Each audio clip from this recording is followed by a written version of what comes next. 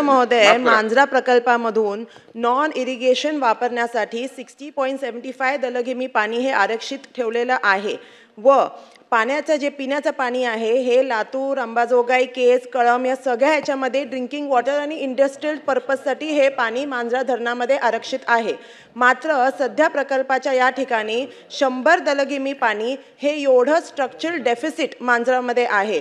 त्यामुळे जे उपलब्ध पाणीसाठ्यावर ताण निर्माण झालेला आहे व ह्या प्रकल्पामुळे ओरिजिनल इरिगेशन पोटेन्शियल आहे ही क्षमता मोठ्या प्रमाणात बाधित झालेली आहे। अध्यक्ष महोदय, प्रकल्पाचे जे डेझिग्नेटेड इरिगेशन एरिया हा 11,000 हेक्टर आहे, परंतु प्रत्यक्षात सरकारी म्हणजे सरासरी फक्त केवळ 3,000 ते 3,500 हेक्टर हे कनाल सिस्टीमने इरिगेशन एवढं लोकांना मिळतं, म्हणजे शेतकऱ्यांना तो चांगल्या पद्धतीने सिंचनाचं पाणी मिळतच नाही।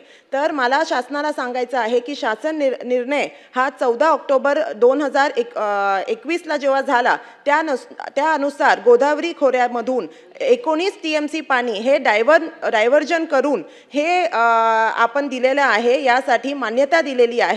त्यापैकी जर 2 ते 3 TMC पाणी हे आमच्या मांजरा धरणामध्ये या प्रकल्पातून वळवण्यात आलं इंट्रा बेसिन एक्सपोर्टच्या माध्यमातून तर आमच्या मांजराला नक्कीच पाणी मिळेल। हे का म्हणते अध्यक्ष महोदय, कारण केज आणि अंबाजोगाई शहर ह्याला पिण्याच्या पाण्याचा अत्यंत कमतरता आहे। तिकडे पाण्याची पुरवठ्याची योजना आणली तरी पण पिण्याचं पाणी जर मांजरा धरणात नसेल, आता आपल्या माननीय मंत्री महोदयांनी आपल्या उत्तरात लिहिलं आहे की मांजरा धरण हे गेल्या 20 वर्षांमध्ये फक्त 11 वेळा भरलेलं आहे। तर कमी पाणी असल्यामुळे ह्या दोन्ही मोठ्या एरियाजला इरिगेशन ड्रिंकिंग वॉटरला पाणी कमी मिळते। तर मला मंत्री महोदयांना प्रश्न असा आहे की आपण ह्या 2-3 TMC पाणी आमच्या मांजरा धरणामध्ये तुम्ही वळवणार का, ज्याच्याने आम्हाला पाणी मिळेल। आणि एक दुसरा महत्त्वाचा प्रश्न होता की बुट्टेनाथ सातवन तलाव ह्याच्यासाठी आपले माननीय जे CM साहेब आहेत त्यांनी स्पेशल लेटर दिलं आहे की कसंही करून बुट्टेनाथ सातवन तलावमध्ये आपण पाण्यासाठी नियोजन म्हणजे शासनाने करावं। तर त्याच्यासाठी सुद्धा ह्या जे पाणी जे येते त्याच्यातून थोडं पाणी वळवून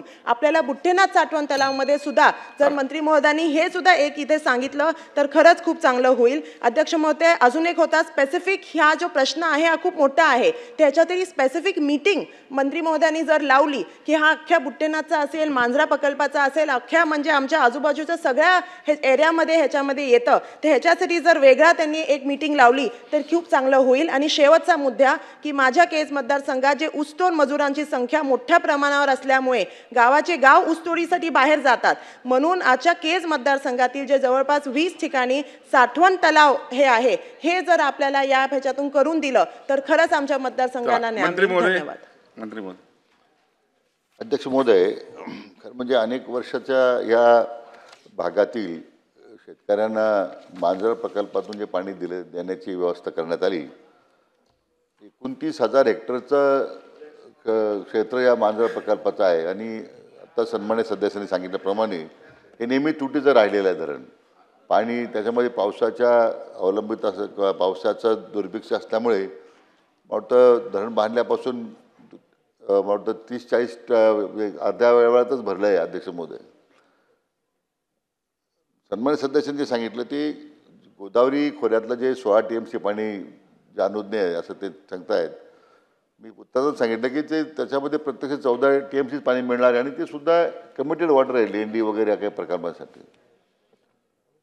आणि म्हणून मग मांजरा खोरा आणि गोदावरी खोरा जे 2 स्वतंत्र खोरे आहेत, तथापि शेवटी पिण्याच्या पाण्यासंदर्भात आपण पुरे स्ट्रक्चर उभे केलेले आहेत, शासनाने एवढा खर्च केलेला आहे, धरणं बांधलेली आहेत, त्यामुळे केवळ या खोऱ्या ह्या अशा प्रकारची चर्चा होण्यापेक्षा दुष्काळी भागातल्या लोकांना आणि ज्या ठिकाणी आपण धरणं बांधलेली त्या ठिकाणी पाणी मिळालं पाहिजे, शासनाची भूमिका आहे। म्हणून अध्यक्ष महोदय, माननीय मुख्यमंत्र्यांच्या पुढाकारानं आपण आता जे समुद्राकडे वाहून जाणारं जे पाणी आहे ते आपण आता गोदावरी खोऱ्यामध्ये आणण्यासाठी साधारण 55 TMC पाणी आणण्याचा प्रकल्प आपण हातात घेतलेला आहे। अन्य प्रकल्पही 2-3 त्याच्याबरोबर आपण आता अध्यक्ष महोदय आपण घेतोय। त्यामुळे ही गोदावरी खोऱ्यातली तूट भरून काढण्यासाठी हे अतिरिक्त पाणी आता देशामध्ये उपलब्ध होत आहे। त्याचबरोबर जायकवाडीच्याही मधून पाणी जे माजलगावला जातं आहे त्यातूनही काही सुधारणा करून आपण पाण्याची गळती थांबवून अतिरिक्त पाणी आपल्याला माजलगावमध्ये देता येईल का अशा पद्धतीने अध्यक्ष महोदय सर्वेक्षण कार्यवाही आपण करतोय।